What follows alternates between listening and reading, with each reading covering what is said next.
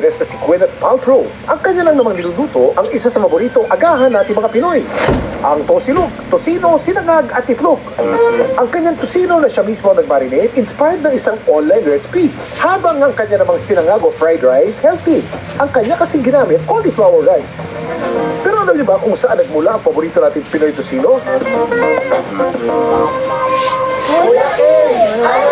Ang tosino galing sa salitang Espanyol, ang ibig sabihin ay bacon. Madalas gawa ito sa kasim ng baboy na tinimplahan ng pulang asukal, toyo, suka at iba pang pampalasa. Ang nagbibigay naman ng pulang kulay nito, anato o food coloring.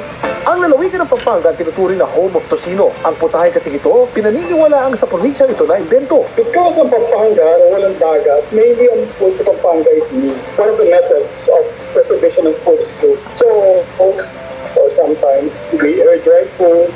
At ang unang naghain nito, si Lolita Hison. Ayon sa kwento, taong 1967 nang bigyan daw si Lolita ng kanyang kapitbahay ng sobrang pagkasarap.